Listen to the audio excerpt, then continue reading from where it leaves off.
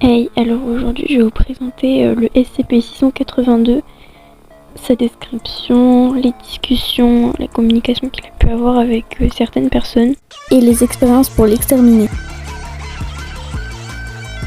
SCP-682 de classe Keter est une grande créature vaguement reptilienne d'origine inconnue. Elle semble être extrêmement intelligente et a été observée discutant de manière complexe avec SCP-079 au cours de leur bref contact. SCP-0682 semble voué à une haine de toute forme de vie et l'a exprimé dans plusieurs interviews au cours de son confinement. Début de l'entretien, passé à 21 minutes 52 secondes. Maintenant, pourquoi vous avez tué ces fermiers? Si vous ne parlez pas maintenant, nous allons vous retirer de cette zone et vous mettre dans... Ils étaient... Pardon? Parlez plus fort. Ils étaient... Ce microphone n'a pas beaucoup de puissance, rapprochez-le. Sa gorge est défoncée, mec. Regarde-le, il ne parle pas. Ils étaient répugnants. Fin de l'interview. 4 heures. Exposition. SCP-682 commence à se déchirer au point de contact et subit des dégâts massifs. SCP-682 demande à plusieurs reprises à quoi il a été exposé. 8 heures. La cristallisation commence avec une propagation beaucoup plus lente que la normale. 12 heures. SCP-682 montre des signes d'extrême souffrance et commence à convulser. 13 heures. La cristallisation s'arrête à 62% de conversion. Les parties cristallisées explosent, causant des dégâts physiques considérables à SCP-682. 14 heures. SCP-682 récupère de l'exposition en débit de la perte de membres et d'organes. SCP-682 commence sa régénération, indiquant qu'il tentera de tuer et de consommer tout le personnel impliqué dans l'événement 682-E18. SCP-682 semble maintenant être immunisé contre SCP-409. L'utilisation d'autres SCP pour neutraliser SCP-682 doit d'abord être testée sur des échantillons de SCP-682 avant d'être procédé à de vrais essais. Conformément aux recommandations du docteur, le docteur ont demandé la permission de neutraliser SCP-682 en utilisant SCP-689. La demande est actuellement en attente d'approbation par le... Il a également été suggéré par le Dr Gears d'utiliser SCP-182 dans le but de communiquer avec SCP-682. SCP-182 a exprimé sa réticence et refuse d'entrer dans le centre de confinement de SCP-682.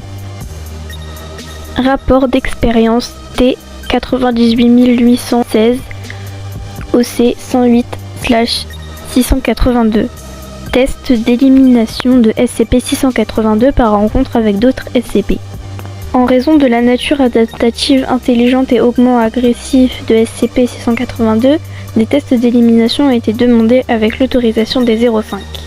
SCP-682 semble pouvoir s'adapter et développer certaines immunités, voire expériences liant SCP-682 et SCP-409. De ce fait, tout test proposé doit d'abord être effectué sur un échantillon de tissu de SCP-682. Cette étape ne peut être ignorée que par un ordre d'un 05. Résultat du test sur l'échantillon, ignoré par ordre d'un 05. SCP-682 est exposé à SCP-689. Résultat du test sur SCP-682. Les lumières de la cellule de confinement s'éteignent et restent éteintes pendant 5 minutes. Les lumières sont allumées. SCP-689 est toujours dans sa position initiale. SCP-682 gît dans une flaque de liquide gris et noir et ne montre aucun signe de vie. Un classe D est envoyé pour vérifier l'état de SCP-682 avec 2 agents comme superviseurs. Le classe D entre dans la cellule et avance de 3 pas avant que SCP-682 se lève brusquement et l'attaque. SCP-682 s'échappe ensuite de sa cellule et tue un des agents. L'agent restant est tué par SCP-689 après l'avoir accidentellement observé lors du test. Résultat du test sur l'échantillon. Échantillon empalé sur SCP-162 sans incident. Résultat du test sur SCP-682. SCP-682 est exposé à SCP-162. SCP-682 se débat violemment et émet de nombreux grognements sur un mur adressé au personnel supervisant du site. SCP-682 devient projet contre la surface de SCP-161, principalement au niveau au bas du corps, de la tête et de la patte avant gauche. SCP-682 continue à se débattre et à se blesser. Après 4 minutes d'exposition à SCP-162, SCP-682 sort des pointes de SCP-662, creusant des dégâts importants à sa mâchoire inférieure, sa patte arrière gauche et de nombreuses zones de son corps. SCP-162 reste attaché à la patte avant gauche de SCP-682. Celui-ci s'échappe et utilise SCP-162 contre quelques agents et chercheurs. Au total, 11 personnes sont mortes et 86 sont gravement blessés. La patte avant et SCP-662 sont enlevés de SCP-682 lors de son retour en cellule. 2 agents supplémentaires sont décédés lors du confinement de SCP-162. Résultat du test sur l'échantillon. L'échantillon de tissu est absorbé par le cœur de SCP-123. Résultat du test sur SCP-682. Le test a été annulé en raison des résultats de l'expérience entre SCP-682 et SCP-162.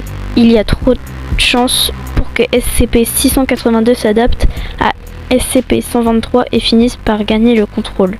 Cette proposition sera reconsidérée si SCP-682 est fortement affaibli par d'autres moyens sans aucune chance de s'échapper ou de s'adapter.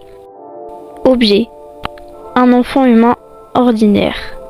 Résultat du test sur l'échantillon. ND. Résultat du test sur SCP-682. L'enfant commença à hurler lorsque SCP-682 fut amené dans la cellule de test qui le dévora instantanément. Ok, ça a pas trop bien marché. Peut-être parce que l'enfant pleurait, que SCP-682 l'a pris pour quelqu'un d'hostile. Chercheur invité, Dr W. Objet. Un enfant humain ordinaire, drogué afin d'annuler toute réaction émotionnelle extrême. Résultat du test sur l'échantillon, ND. Résultat du test sur SCP-682. L'enfant regarde SCP-682 en rigolant légèrement, sans montrer aucun signe de peur. SCP-682 dévore l'enfant. Note. Peut-être que nous pourrions essayer ça. Je suis sûre que si on cherche bien, on pourrait trouver un enfant qui pourra devenir ami avec SCP-682, comme on l'a fait pour SCP-53, l'a fait. Objet. SCP-272. Résultat du test sur l'échantillon. ND. Résultat du test sur SCP-682. SCP-682 est libéré dans une large cellule placée sous 30 lampes de 2000 volts, dont seulement une est allumée. SCP-272 est envoyé sur l'ombre de SCP-682 et s'enfonce dans le béton, comme prévu. SCP-682 découvre rapidement qu'il est piégé par la présence de SCP-272 dans son ombre et commence à attaquer SCP-272. SCP-682 s'arrête avant d'attaquer SCP-272. Il examine de près, cite une phrase d'un langage inconnu et recule lentement de SCP-272. Les 30 lumières de la cellule sont alors éteintes et allumées à la suite, donnant l'impression de salle disco, à une fréquence de 4 Hz. SCP-682 est violemment envoyé contre les murs de la cellule dans de nombreuses directions en concordant avec la direction des lumières allumées et reçoit d'importants dégâts. Après 55 minutes de plus de 95% de l'épiderme de SCP-682 est arraché. Sa patte arrière gauche est ouverte, 63 de ses dents sont parties de sa mâchoire et son crâne fracturé au point où ses yeux sont sortis de leurs orbites. À partir de cet instant, les tissus sous-cutanés de SCP-682 commencent à briller. L'intensité lumineuse croît jusqu'à dépasser celle des lampes de stade, éliminer entièrement l'ombre de SCP-682. Celui-ci s'écroule et n'est plus affecté par la lumière du stade ou par SCP-272. SCP-682 continue de briller pendant que 48 heures restent immobiles pendant cette période. Les classes D ayant récupéré SCP-272 ne sont pas attaquées, mais subissent les dégâts irréversibles aux rétines en raison de la luminosité du corps de SCP-682, malgré le fait qu'il portait des lunettes de protection. SCP-682 cesse de briller et reprend une activité normale après 48 heures. Note. Comment est-ce que SCP-682 a su qu'il ne fallait pas attaquer SCP-272 ? Est-ce qu'il a reconnu l'artefact ? Est-ce qu'il est capable de lire sur les glyphes sur celui-ci ?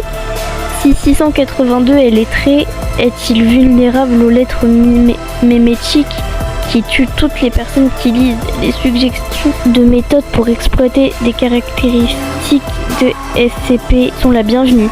Voilà, du coup, cette petite vidéo sur le SCP-682 est maintenant terminée. Donc dites-moi d'autres SCP à faire en commentaire et je les ferai avec plaisir. Donc je l'ai eu sur la source du wiki des SCP. Du coup, voilà. Bye!